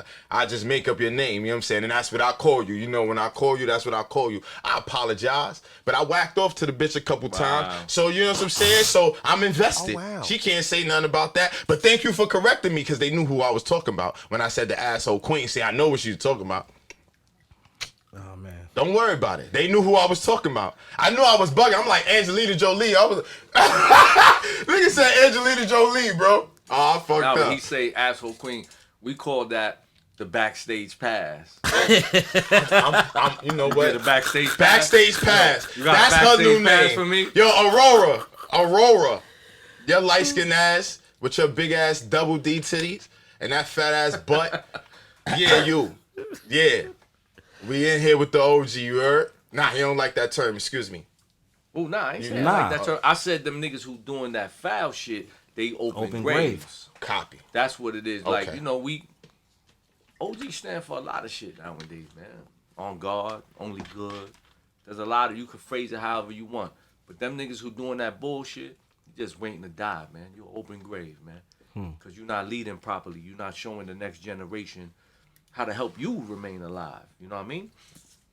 Cause you mold these young boys right, they're gonna keep you alive at the same time, and other 100%. people in your family and your community at the same time. Man. Shit is real. That ill dude right here, man. Shoot the 5. Oh, yeah.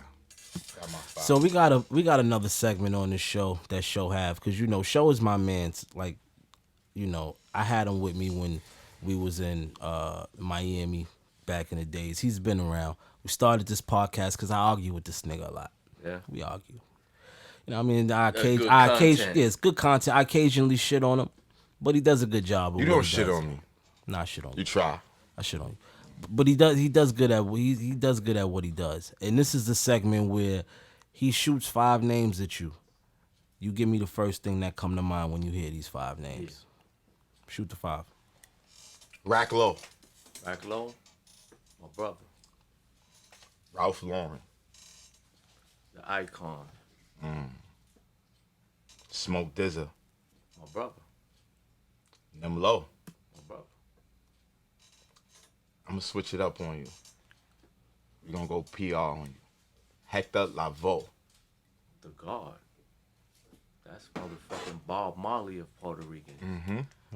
To this day, nobody topped him. When a motherfucker could die and still everybody emulate him and do everything they can. And I'm gonna tell you some crazy shit. I didn't grow up knowing salsa. I started studying that shit in my 30s. I'm from Brownsville, man. There's no crazy. salsa being played nowhere. But going to my family in Miami and things like that, I was able to learn my own culture more. I grew up black culture. I know more about black culture than knowing my actual Latin roots and shit like that. I didn't go to Puerto Rico till I was 35 for the first time. You know, so once I learned I always knew who he was. I knew his songs, but I didn't know. What he did. Yep, I didn't know his impact. I didn't know none of that. But when I started learning and understanding, he's the pun of the salsa world. Facts. You know what I mean? Facts. He's the pun, the Biggie, the Tupac, Muhammad Ali, all that. all good of that, stuff. all Yeah, of it, he's because all of that. there's none above him. Yeah, there's nothing. There's none, nobody. You know what I mean? So I got to give it to him. Facts. Got you. Last one. Yeah. Thirsten Howl. Thirsten Howl, he is who he is. You know what I mean? I don't know, that ain't one word, but it's like I'm the same nigga I was in '86. The same nigga I was in 2000. I'm wiser now. You know, I'm way more disciplined and shit like that, but Thirsten Howl's here forever, baby. Talk Even that after shit. he's gone.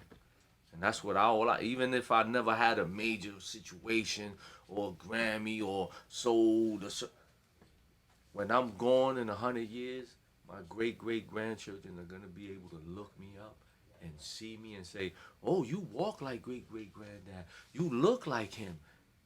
I left that legacy for everybody to always remember. To me, that's all I really want. I ain't get in this shit for no money or nothing. I got in this shit for the love. I love this shit. You know what I mean? I think I loved hip-hop more than my mother. You know what I mean? So, Thirsten Howl gonna be here forever even after he's gone. And I made sure of that shit. That was a thorough answer. Let me let my motherfucker. Thorough answer. Because you already know I waved the flag for life. Yep. Like I said, my big brother, one of my mentors in this shit, always led me in the right direction. Always championed me even when I thought I wasn't doing the right thing. You'd be like, no, brother Low, continue. Keep And pushing do that you. shit forward. Do what you do. Yep. Fuck what everybody else doing. You do what you do. I'm riding with you. And I always, forever will appreciate that and forever will honor you with that. Rube just checked in. Rube said, Oh, what up, Rube? Rube said, when we getting that low doc? Oh, man. Getting a lot more than that. It's coming. Everything. What up, Rue? I ain't see Rue in a minute, but a good brother I met in Miami at the Chop Shop, man. That's how I met all of y'all. So Word, shout Shout out out to my Ruben. brother Ruben, man. Word, but you know, shout out to Joey Badass, one of my other brothers. He's in son this is killing. killing it. I love man. Yo, No, I had didn't him up even here know too. that was him. In Yeah, the he first two. killing it. He remind me of a nigga from '88. That's crazy. That's he the- killed it to the, like I said, I don't know him. I met him with you when you came to Miami When on I tour and stuff, right, right? that was his first show in Miami. Yep. Word. But the character he's portraying, I didn't find out that was him till like after 2 or 3. And that's when you know a nigga's pulling off the character properly. But he act like a nigga from motherfucking... He's from Brooklyn. Yep. But he killing it, man. Shout a out fact. to him, man. Much love, man. I really respect what he's doing because he's actually my favorite character in the show. He's my Mine's favorite too. character Mine's too. No He's my bullshit. favorite And character. I love the mother too. Like she's She growing cool. on me. I think she's fire. I love His the way character, she love the way he's she the talk. one. I love Nah, the I love brother everybody. cool. Marvin He's is my gonna- he nigga. gonna twist it. Marvin is I love his gonna twist character. it. But I love the whole show overall for a lot of reasons. For one, it embodies New York City in the 90s for the era that I grew up watching. I was a kid. In 91, I was fucking 6. For real? Yeah. 90? Yeah. Yeah. So I wasn't even outside. I was watching it from going to school, seeing it from my pops bringing me home. And that was the culture to me. And then the low shit. The fact that it's acknowledged like it's widely in the storyline, it makes it even more authentic and it warms my heart to see it. How was your feelings when you saw that for the first time? Nah, I was feeling it, but I don't know if it was really popping like that in Southside Queens at the time. Like, I'm being honest. Like, you know, I respect everything they doing, but this that Brooklyn shit. Yeah. Y'all, you know, like, yeah, I respect everything 50 do. He take it there. That's that Brooklyn shit. But it did spread everywhere, so I wasn't in Southside Queens to say that I know that I actually seen it. But that's that Brooklyn shit. I hope them characters are from Brooklyn at least, and bringing that, cause that's that Brooklyn shit, straight up and down. You know what I mean? I love what they doing, man. I love every fucking Book of Power, all of them. Me too. That's my All of them was hard. favorite fucking Yeah. series. I on never TV, watch series ever. or study nigga shit or none of that, but I do with Power. Same, great, 'cause same. I do. I feel you can relate. connected. Yeah. You can relate. Yep. It's a story I about love our the time. regular All one. I love Power Book 2. I love how Tariq carried it as a character. I love how he evolved as a character and an actor to carry it on his own. Even, I don't know the name of the 50s character in the new... Kanan. He's carrying it the same way Tariq carried it. He's doing an excellent job. Excellent job. Excellent job. Excellent. Also, they really catching the times almost perfect. The hairstyles. I was there. The cars, the clothes. I seen them having used jeans on. You know what used jeans on? Mm-hmm. You know used? I don't know what that is. I know what it is. What's used? What's used? If you He don't know what I that don't. is. I Nah, can't I'm not explain. talking about used that somebody had it first. It was a brand. There was a brand. Yeah. They had used jeans on in the episodes and shit like that. You know what I mean? Like they had mad feet. Joey had a sheepdog on. Nah, in the first joint. that's not that. That's time. not a sheepdog? But that's not that time era. Sheepdog, like I see it. This is crazy, right? Because a lot of dudes be getting a sheepskin coat and rocking it, talking about 88. Nigga, sheepdogs was played out in 88. By 86, you cannot rock a sheepdog. You got murdered for it in 84 and all that, but in 86, niggas gonna laugh at you. The same with a pair of gazelles. Gazelles was the shit. It's niggas in my projects to this day crippled because niggas shot them for their gazelles in 83 and 84. They're not funny, bro. Yeah, but then That's not in funny, 89, nigga gonna laugh at you for wearing a pair of gazelles. Nigga, I was a fucking gazelle. But even me, like, you know, I'm an old school nigga from back then, but you never see me in gazelles, Kangos. Never. Because it's a costume now to me. I don't feel the same wearing it. I'm not putting on that costume because now it looks like a costume on niggas. Thirst don't- move with the times. Not even. I stick to my He time. stick to his time. Yeah, I stick to my time and wherever I'm at in my mind. I think that's what helps keep a nigga young because I'm stuck in my time. I don't gotta evolve with other niggas shit or whatever. I'm stuck in my time and my mentality of where I wanna be. But niggas be looking funny with Kangos and they always trying to 88 with a sheepskin on. Nigga, that shit was played out. What y'all talking about? 88. That's 88. You see that every being Rakim Dabba that? That's 88. Right. That's when we talking 88. Did y'all fuck with that back then, Nah. Brooklyn That niggas? shit was bootleg. Back then you couldn't rock bootleg, but that was an expensive shit. You the man if you rocking that, no matter what borough you in. Right. Ain't nobody dissing it.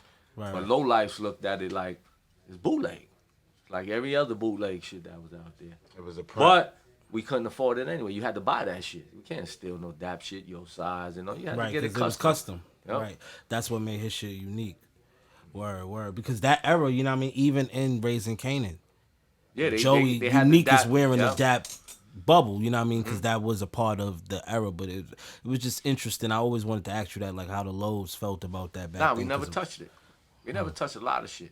We ain't never touched no troop. I be seeing mad niggas bragging about yeah, troop. about troop jackets. Y'all Troop never fuck with the sneakers, troop? troop nothing. Like, you know, I know LL went hard with the troop, but that shit ain't influenced not Brooklyn. You know what I mean? Like Brooklyn, we stuck to a lot of shit. There was a lot of shit that was corny. And we ain't fuck with it at all. Like a lot of shit we ain't fuck with. And it's not official.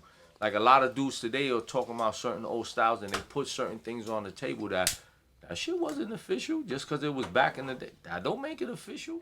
That shit was corny. Wouldn't fuck with a bitch wearing troop, nigga. Niggas laughing at you. Yo, your bitch had on a troop coat or triple fat goose. That shit was not accepted by the fly live niggas. The regular dudes was wearing it, the bum niggas, the broke bum. But the live niggas, they not touching that. They not touching certain shit. That's a good insight because I never knew that. You know what I mean? I could go on. Go on. No, Because I mean, you as far as putting the me different on. brands, it's as a far lot as of different brands, right. A lot of shit wasn't official at all. Even when Jay dropped the S. Carter, that was a bootleg Gucci sneaker. He did the Gucci sneaker. The over. Reeboks. Yeah. That's Yep. why I liked them.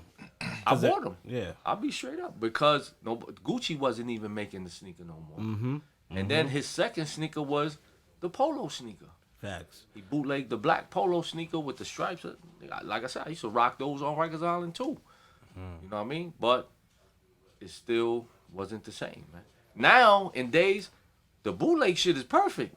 Niggas rock bootleg with no problem because you cannot tell the difference. The bootleg game is on a whole nother level. It's exact.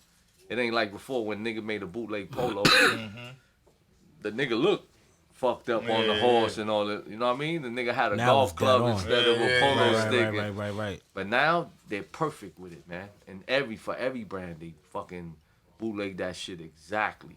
Maybe even better.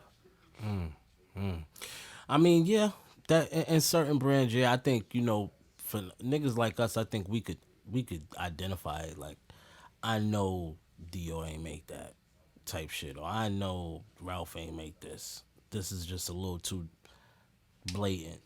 However, fashion is what you make it nowadays. So it doesn't even, you can't even really be called out by it. Especially in this era, this is the first era where every era of fashion is acceptable. Niggas wear styles from the 20s, 30s, 40s, 50s, 70s, and even 2040 shit we ain't seen yet. The weirdo niggas go all out with everything. If you could pull it off, you do it. Yeah, it's not. It's do you, because niggas don't give a fuck. It don't matter no more. Just like the music. The music don't matter how good it is no more. They only care about how you promote it and push it. Niggas do all kind of crazy, weirdo shit, and that shit blows, and it's acceptable. So it's like, don't never let anybody tell you if your music is good or not, because that's only one, you know, opinion or audience, when the rest of the world probably eat that shit up, you know? So the same fashion, that shit go hand in hand. Word. Brother Low, you're a fucking gem. You're fucking very, very important to the culture, beyond fashion. One of the people I look up to in this shit. Thank you, brother. I appreciate you for coming up here and rocking with us. Nah, you right. already know, anytime, baby. Yes, sir. Before we get out of here, you know what I mean? I usually leave the gems, but when I got a gem sitting in front of me, I always ask for a gem from my gems. Wow. Give me a gem for somebody chasing a dream. I think I said it in the sentences before. Don't let nobody tell you how to do what you want to do or what you love.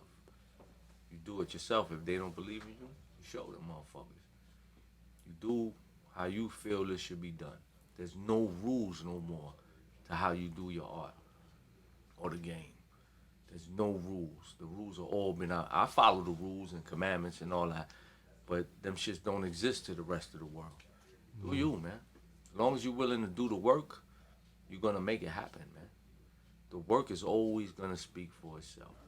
Even me, people ain't like Thirstin. They probably didn't understand. Even my own people, when I started, didn't understand my music because they look at me and then they hear this old funny comedy ass music like, nigga, you not funny? But the music is funny as hell. But in person, I'm funny. I know how to laugh and all that, but you know, I'm a serious dude at the same time. So just do what you feel, do what you love, and do what you're gonna stand behind. Because your work is always gonna speak for itself, man. Heard it here first. Yeah. The motherfucking Skillionaire. Yeah. We live on Skillionaire Road right now. And go check out my motherfucking 200 music videos on YouTube today. Yeah, so we're gonna get into a little bit of that. We're gonna get into a little bit of that with the people on Twitch. But you know, before we even get out of here, you have a lot of great brands that you stuck behind, that you know what I mean, fucking magnified around the world. And you also have the Low Life brand, where you can find merchandise and everything Thirsten Howl. Share that with the people so they know where to get all that shit from. Anything Thirsten Howl you could Google, from, you know, all my sites, my website, my merch, my music, my videos. Just type in Thirsten Howl III, and you'll come across everything you want to see. You know what I mean? I got over 30 albums already. Like I said, maybe 200 music videos. Short films, motherfucking karate movies. You know what I mean? Like I think I've touched everything. Horror videos. But it's like, just go check it out, because I'm a versatile MC. I'm a versatile artist. You're never gonna predict how I do the next joint or the next situation. Even the nasty shit. A lot of nasty shit out there. You know what I mean? Go check it out and get ready for the 50 more videos and albums I'm about to drop right now. Motherfucking Thirsten Howl III. Hey, look, man. Y'all need to do that so y'all understand how important this guy is, especially a part of, you know, me being a Harlem nigga and even knowing about this shit. You gotta understand how much I study these guys like Thirsten Howl III. You know what I mean? Shout out to Mayhem Loren, also, brother, 2 L's. But what's that stupid shit you say for me? Yo, curls for the girls, waves for the babes, nats for the hood rats. Show Broadway ho, Thirsten Howl III. Smoke this a personal party. Cheer.